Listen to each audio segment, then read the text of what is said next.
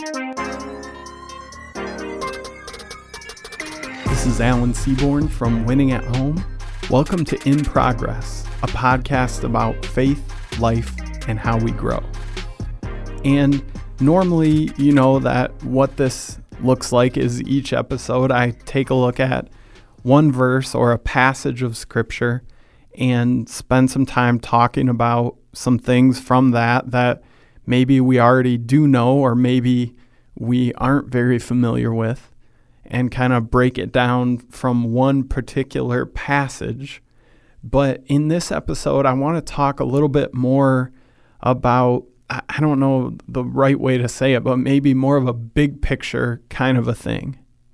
Because I've been thinking, just kind of in the back of my mind for the past maybe week of how much of my life, how many of my decisions, how much of what I do day in and day out is really just focused on the regular stuff that life requires of me, right? So get up in the morning and the first thing that we do, we let the dog out of his crate and then he greets us and then we take him out.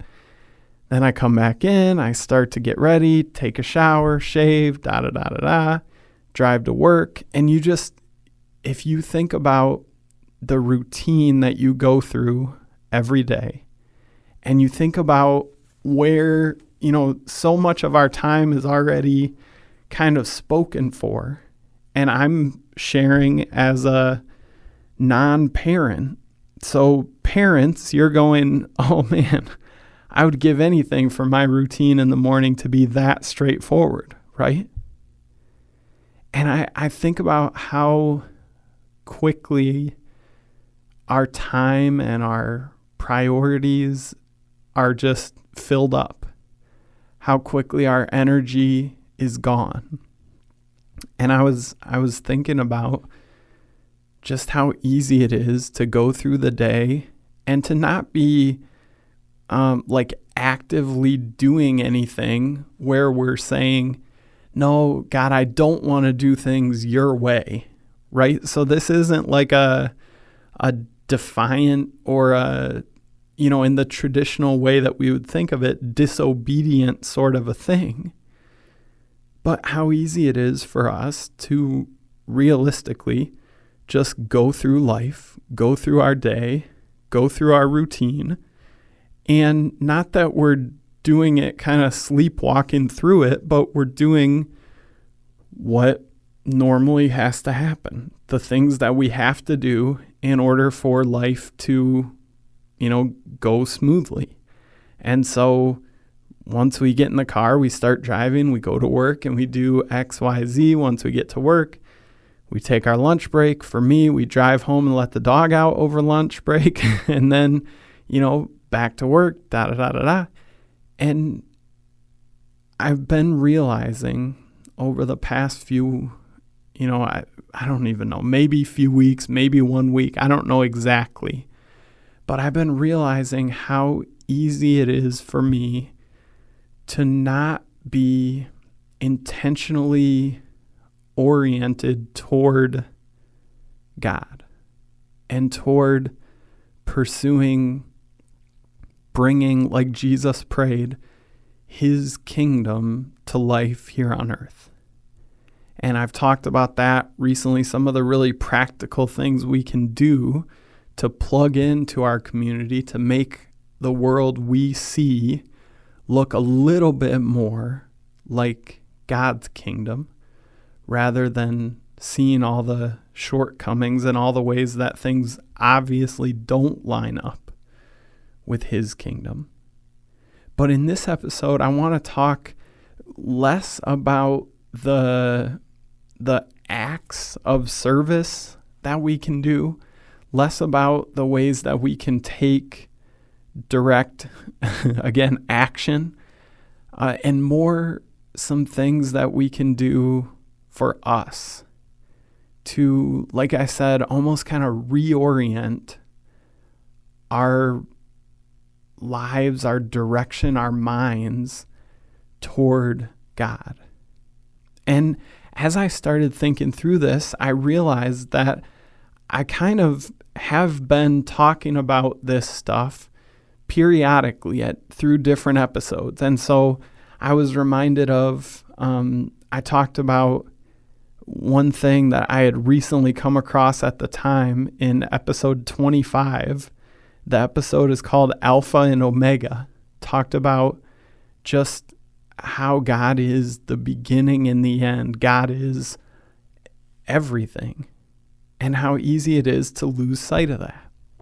And talked about there was one specific way in there that we can kind of, if this word is weird to you, I can't think of the right one to avoid saying it, but how we can kind of recenter ourselves throughout the day on Him. And that is the different, different people have different ideas about the pronunciation of the word Yahweh or the word Jehovah. The 4 Hebrew characters that there were no vowels written in the original language, so that's why the interpretation or the pronunciation could be as varied as Yahweh or Jehovah. But some people have come up with this idea that to say the name of God, it's YHWH or YHVH. When you try to make that sound, it sounds like breathing. And so to be reminded, breathing in and breathing out, that we are communing with God, that He is the one sustaining, that He is the one providing, that He is the one, some people talk about this idea that God is actively loving us into existence, that the moment He takes His provision and His, maybe provision isn't the right word, but the moment that He stops actively filling us with life, we would be done. I don't think I did justice to explaining that. If you're listening and going, well, that doesn't make sense, hopefully you can get outside of the way I said it and realize what people way smarter than me are trying to communicate with that idea.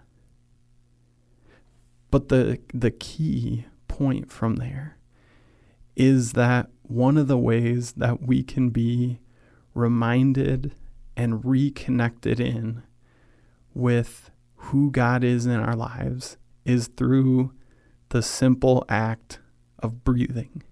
That as we breathe in and we breathe out, we understand and we're reminded of our complete dependence on God, our complete dependence on His grace and His sustaining us and giving us breath. That's what I was trying to say. Hopefully that makes sense of what I was trying to communicate earlier.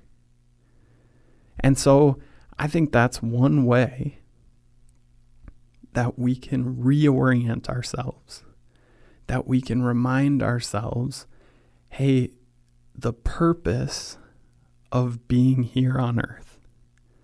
When Jesus was asked, what's the greatest commandment?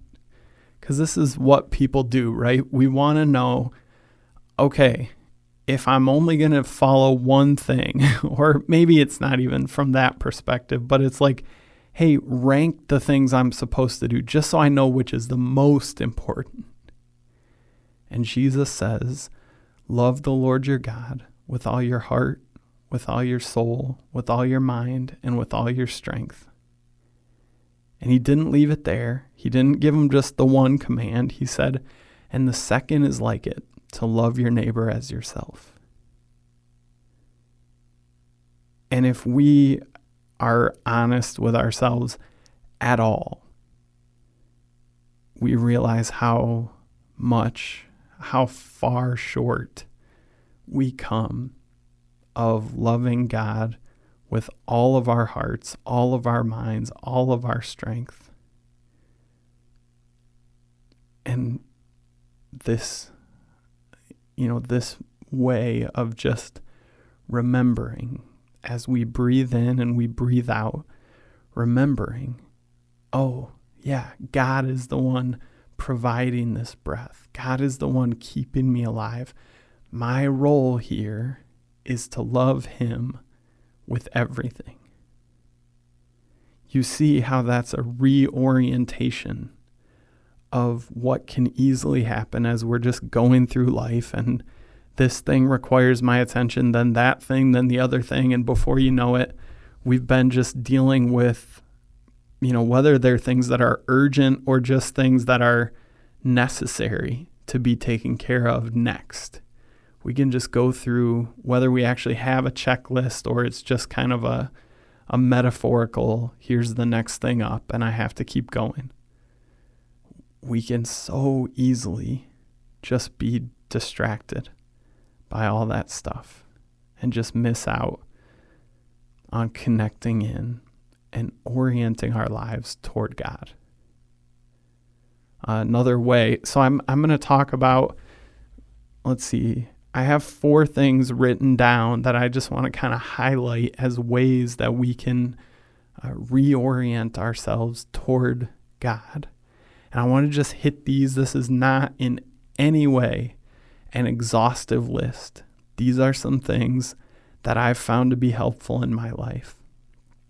And that I want to encourage you if you're kind of going, yeah, I fall into this category of kind of, Alan, where you're saying you are right now, of going, hey, I'm just sort of breezing through life and I'm remembering the need to reconnect with God. Here are a few ways that I personally do it. And if you have some other ways, that's awesome. I love it. Do it. The goal isn't that you do one of these things. The goal is that you do the thing of reorienting, reconnecting, and intentionally loving God with all of your heart, soul, mind, and strength. So the second thing that I've found really helpful for this, and maybe it's almost more of a longer time frame practice of this breath thing. But as I've recorded and talked about multiple times, especially episode 8, talking about meditation, it's been something for me to just be quiet, just me and God, and the verse that I, not exclusively, but almost exclusively, just say over and over in my mind silently. It's kind of my mantra, if you will, is be still and know that I am God. And what I find is that when I take the time and I practice this, that I sit quietly, just me and him, and take that verse to heart, not just saying it over and over, be still and know that I am God, but actually digesting that, actually internalizing what that looks like, what that means. Oh, okay, it means partly that I'm thinking life only works due to my activity, but then I'm reminded, be still. And if I'm still, then what? I start to worry things aren't going to happen. Things are going to fall apart because I'm the one keeping this all going. And then the second part of that verse hits, and know that I am God. Not I, Alan, but this is written as if God was speaking, right? I, God, am God. And it's a reminder that we kind of take that role in our minds, maybe not consciously, but we take that role of, man, if anything is going to happen, it's up to me. And when we're still, when we remember who is God. What he does is he uses that time. He uses that time to reorient us. And I'm struggling to come up with a better word. I know I've said reorient a bunch of times throughout this episode, but I really do think that's what we need. I really do think that's where we find ourselves. That's where I find myself. Too quickly focusing in on me and my immediate needs and my stuff and the things that matter to me. And I need to reorient. Jesus, when he was preaching, he talked about repent. And I did an episode, I'm not sure which one it is, I didn't think of it until now, but that means change your mind, change your course, do something different. And I think some of us find ourselves right now going, yeah, I've been going through life and I've been doing my thing, and there hasn't been a whole lot of focus on God and his thing. It's time for some repentance. It's time for some reorientation. The third thing, in episode number 59 called In His Image, I talked about how I was using this practice of I would when I started to get annoyed or frustrated with a person or a situation, I would let that be the trigger to remind me this person is created in the image of God. And to be reminded of that is such a powerful and humbling moment, because what we do when something goes wrong, when someone frustrates us or annoys us, usually our natural thing is to think of all the ways that they're a jerk, that they're doing something wrong, that they screwed up, and that we're right. And instead of going into that mode, right, of thinking, okay, what are my arguments? What's my ammo to tear down this other person that's bothering me right now? Instead, to refocus, to reorient, and to be reminded this person is created in the image of God. It's a powerful reminder. And as I'm recording right now, the episode I recorded and talked about that was only, a couple months ago, I think, maybe a little longer. And I'm in need again today of that reminder. It's so crazy to me that as I talk about these practices, these few things I've mentioned so far, these things that have had such a huge impact in my life, that I can easily sort of let that stuff fall to the wayside and just go, yeah, I know that's really important, but I got some other stuff going on. Number 4 thing that I want to mention is actually not a practice that I've been doing, but it's a practice that my wife, Annalise, and if you've listened to any of the episodes that we did together, then you've gotten to know her a little bit through that. But a practice that Annalise has been doing for the past, I'm so bad at timelines like that, but I bet it's been a month and a half, is she sets her alarm for whenever we would have been getting, or she would have been getting up. We don't always get up at the same time, but whenever she would have been getting up, she sets her alarm for an hour before that. And she gets up. She spends some time doing her devotions in a quiet time. And she also spends some time kind of making not really a to-do list, but not really a journal either. I think she calls it like a brain dump of just putting down on paper whatever's popping into her head and getting it out of her brain and onto paper. And for those of you that are to-do list people or who like to check things off, you know that it just, for whatever reason, it feels different when you write stuff down. It kind of lets your brain relax. And what she's found is that getting up an hour early, which, by the way, this one doesn't work for me. When I try to get up earlier than normal and I try to be intentional about reading or praying or meditating or anything, I'll just fall asleep.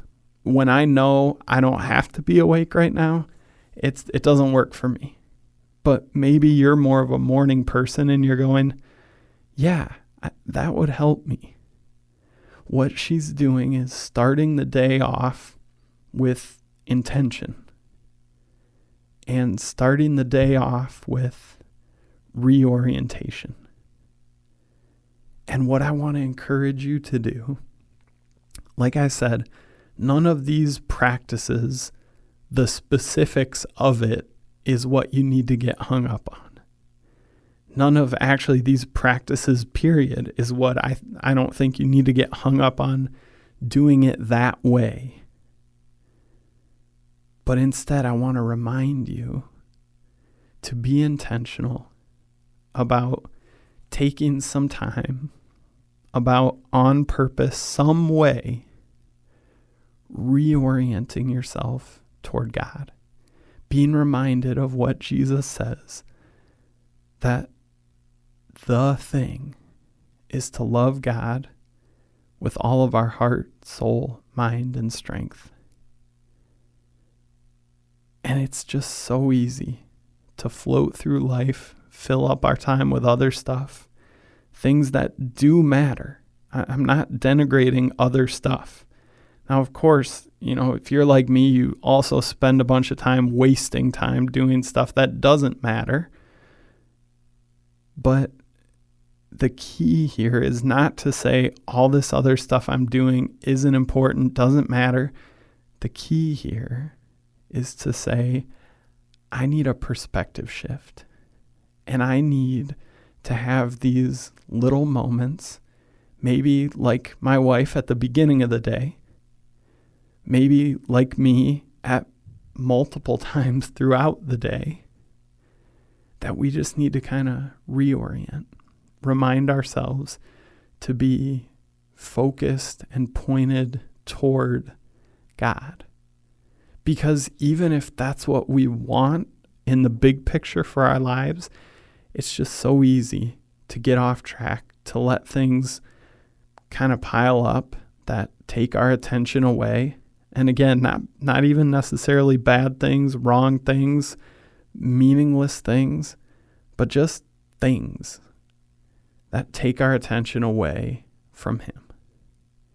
And the reminder from this episode is to find some way. Doesn't have to be one of these 4 ways. I'm guessing if you've listened to many of these episodes, the way that I think about life and experience life resonates with you in some way. Otherwise, I don't know why you're still listening, but hey, maybe you are. So maybe all three of my ways and Annalise's one way are just not for you. Find your way, though, to reorient yourself toward God. It's what He's asking. It's what He wants. And it's what matters in life. But it's just so easy to forget that, to get so busy, to get so focused, distracted by other things, that we kind of miss out on what needs to be our true focus, our true goal and orientation. So let's make sure that we're not just living life aimlessly, that we're not just putting out fires and doing what needs to be done, the next thing that's right in front of us, to the neglect of focusing in on Him.